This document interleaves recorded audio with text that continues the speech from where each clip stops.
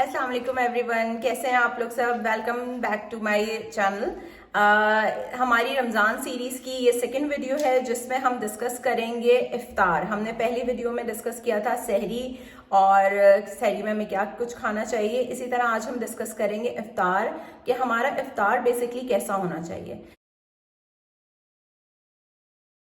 सबसे पहले तो मैं एक चीज़ डिस्कस करना चाहूँगी कि जो अक्सर हम सब ने ही फेसबुक पे देखा है, मैंने भी फेसबुक से ही देखा था एक पोस्ट से कि हम पे रोज़े फ़र्ज हुए थे, पकौड़े और समोसे नहीं। क्योंकि हमारे यहाँ जैसे ही रमज़ान की आमद होती है, रमज़ान बेसिकली हमें सिखाता है सब्र और अपने नफ्स को काबू में रखना। लेकिन हम होता क्या है, हमारे यहाँ रमज़ान आते हैं तो हमारे यहाँ समोसे, रोल, कचौरियाँ, पकौड़ों की तैयारियाँ शुरू हो जाती हैं कि जी ये सब कुछ बना के रखना है।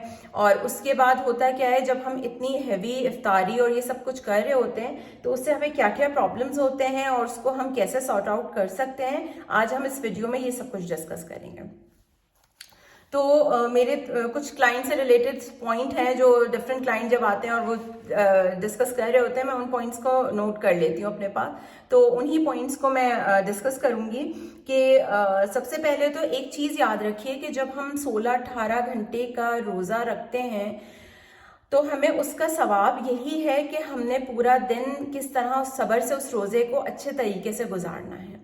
आप कभी भी दुनिया में आप ये रिसर्च देखिए, डिफरेंट रिसर्च होती हैं इस बारे में। कभी भी कोई हेल्दी या कम खाने से नहीं किसी को कुछ मसला होता। प्रॉब्लम्स क्या कब होती हैं, जब आप बहुत ज़्यादा ओवर ईटिंग कर लेते हैं, जिसके बाद आपको ना आपसे उठा बैठा जा रहा होता है, ना नमाज के लिए आप हिम्मत कर पा रहे होते हैं, ना तरावी के लिए आपकी हिम्मत हो रही होती है। तो कम खाना कोई नुकसानदेह नहीं है, ज़्यादा खाना नुकसानदेह। अब उसके क्या साइड इफ़ेक्ट्स हैं और हम उस चीज़ को किस तरीके से कंट्रोल कर सकते हैं, इफ्तार में हमें क्या कुछ खाना चाहिए, क्या पीना चाहिए, आज हम इस वीडियो में ये तमाम चीज़ें डिस्कस करेंगे। तो हम शुरू करते हैं। सबसे पहले हमें क्या पीना चाहिए। आप ये सोचिए कि जब आप 15, 16, 18 घंटे का रोज़ा रखते हैं तो आपकी बॉडी, और पानी से बेहतरीन चीज़ कोई भी नहीं है दुनिया में, ये हमेशा याद रखिए। ठीक है, ड्रिंक्स उस वक्त आपको ज़रूरत होती है, आपको ठंडी ड्रिंक्स सूदिंग इफेक्ट देती हैं आपकी बॉडी में, लेकिन एक चीज़ हमेशा याद रखिए, पानी का नेमुल बदल कोई चीज़ नहीं है दुनिया में। तो बेहतरीन मैं जो रिकमेंड करती हूँ ये कि जब आप अफ्तार के लिए बैठें तो सबसे पहले खजूर और एक गिलास सादा पानी, जो कि बहुत ज़्यादा ठंडा ना हो, रूम टेम्परेचर जिसे हम कहते हैं, बहुत चिल्ड नहीं या बहुत गर्म नहीं या बिल्कुल ही सादा नहीं, कि आप जब इतने घंटे के रोज़े के बाद आप इतनी गर्मी में जब पिए तो आपको तसल्ली चाहिए होती है कि आपको एक सुकून सा आए। तो रूम टेम्परेचर पे एक पानी लीजिए, उसमें क्यूब्स वगैरह डाल के उसको ठंडा बिल्कुल ना कीजिए। उसके अलावा अगर आप कोई शरबत या किसी फॉर्म में कुछ लेना ही चाहते हैं तो कोशिश कीजिए कि ये बाज़ार के बहुत ज़्यादा जो मीठे मीठे शरबत होते हैं इनको प्लीज़ अवॉइड कीजिए। अब आजकल तो शुगर फ्री शरबत भी आ गए हैं, बहुत जो हरे लाल पीले शरबत होते हैं वो डिफरेंट शुगर फ्री भी आ गए। तो कोशिश कीजिए वो शुगर फ्री शरबत लीजिए, क्योंकि जब आपकी बॉडी इतने घंटे की फास्टिंग के बाद आप एकदम से इतना शुगर अपनी बॉडी में डालेंगे तो आप खुद सोचिए कि उसका कितना ज़्यादा नुकसान होगा।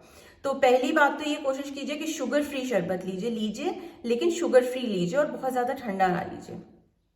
उसके अलावा खजूर और शरबत से आपका इफ्तार हो गया, और उसमें जो शरबत या पानी आप पी रहे हैं उसमें आप कोशिश कीजिए कि आप तुखमलंगा या चिया सीड्स डाल लीजिए। तो वो उसके तो अलग ही बेनिफिट्स हैं, वो हम इंशाल्लाह आगे डिस्कस करेंगे। उसके तो बहुत ज़्यादा बेनिफिट्स हैं, तो क्योंकि उसको अगर मैंने डिस्कस शुरू किया इस वीडियो में तो ये टाइम कम पड़ जाएगा, तो वो ऐड कर लीजिए। उसके बाद आती है बारी जब हम टूट पड़ते हैं समोसे, पकौड़ों और रोल की तरफ। ये सबसे गलत चीज़ है कि पूरे दिन के रोज़े के बाद आप इतनी डीप फ्राइड, इतनी ज़्यादा ऑयली चीज़ों के ऊपर जब जाते हैं तो आप सोचिए आपका स्टमक आपको दुआएं तो नहीं देगा कम से कम, क्योंकि इतना आप उसके ऊपर जुल्म करेंगे, इतनी डीप फ्राइड चीज़ें डालेंगे। तो प्लीज़ अवॉइड कीजिए इन तमाम डीप फ्राइड चीज़ों को। अगर आपने खाना ही है पकौड़े या समोसे, अब एयर फ्राई या जिनके यहाँ एयर फ्राई नहीं भी हैं तो आप सिंपल नॉन स्टिक पैन में थोड़ा सा ऑयल स्प्रे करके उसमें अपने रोल, समोसे और इस तरह रख के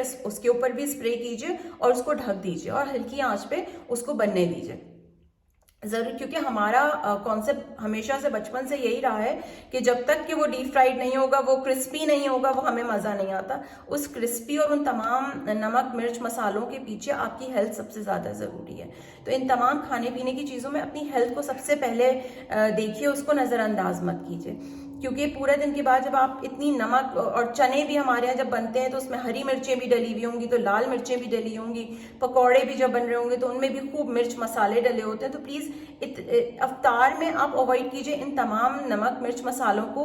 तो बेहतरीन है कि आप एक अच्छा फ्रूट बोल, इतना बड़ा एक फ्रूट बोल ले लीजिए 100 ग्राम्स के करीब, जिसमें आप मिक्स फ्रूट्स भी ले सकते हैं। इस वक्त जैसे वाटरमेलन का सीजन है, खरबूजा बहुत अच्छा आ रहा है, स्ट्रॉबेरी आ रही है, तो आप एक मिक्स फ्रूट चाट भी बना सकते हैं, या अलग से कोई फ्रूट आपने लेना है तो वो भी 100 ग्राम्स के इतना बोल के करीब आप तकरीबन फ्रूट ले सकते हैं, जो आपको बहुत रिफ्रेशिंग रहेगा। तो एक अच्छी इफ्तारी जब आप करेंगे, क्योंकि बहुत सारे लोगों को देखा गया कि वो इफ्तारी के बाद इवन मगरिब की नमाज के लिए भी उनके लिए उठना मुश्किल हो जाता है, कि नमाज तक कज़ा उनकी हो रही होती है, लेकिन क्योंकि इतना हैवी खा लेते हैं कि उसके बाद उनकी हिम्मत ही नहीं हो रही होती कि वो उठ के नमाज पढ़ें या तरावी के लिए जाएं। तो अगर अच्छी इफ्तारी करेंगे तो आपका आगे सहरी तक आपका टाइम भी अच्छा रहेगा। और प्लीज अपने आप को डस्टबिन ना बनाइए, ये ना कीजिए कि अब जो इफ्तार में बच गया है उसको हर हाल में हमने आज खत्म करना है, खत्म करके ही हम टेबल से या दस्तरखान से उठेंगे।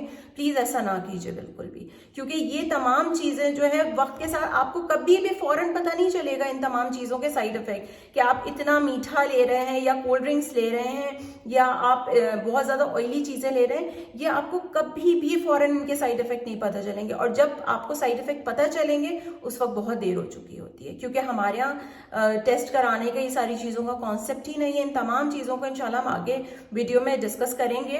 तो इसलिए सहरी के साथ साथ जरूरी है कि आप अपनी इफ्तारी भी बहुत अच्छी और लाइट रखिए, ताकि आपका पेट भरे। आपने अपने आप को डस्टबिन की तरह अपने अंदर खाना भरना नहीं है, आपने ऐसा अच्छा मील लेना है कि जो आपको नमाज में, आपकी तरावी में और आगे फिर सहरी तक आपको रिफ्रेश रखे और आपका दिन भी अच्छा गुजरे। तो इन तमाम छोटी छोटी टिप्स को देखिए और इनके बारे में सोचिए, क्योंकि आपकी सेहत से बढ़ के कुछ भी नहीं है। और रमज़ान वो बेहतरीन महीना होता है जब हम अपने खाने पीने के रूटीन को, अपनी इन तमाम चीज़ों से जान छुड़ा सकते हैं। लिटरली हम जान छुड़ा सकते हैं इन चीज़ों से, लेकिन हम अपनी हेल्थ के बारे में सोचते नहीं हैं। तो इसलिए सबसे पहले आपकी सेहत ज़रूरी है, आपके लिए सबसे पहले और आपके घर वालों के लिए। तो इसलिए तमाम चीज़ें, ये सब कुछ खाने से पहले अपने बारे में एक दफ़ा सोचिए ज़रूर। और नेक्स्ट सीरीज़ में इंशाल्लाह डिफरेंट रमज़ान की सीरीज़ में इफ्तार और सहरी की मज़ीद टिप्स और मज़ीद अच्छे वीडियोज़ के साथ हाजिर होंगे। ओके, जब तक के लिए अल्लाह हाफ़िज़।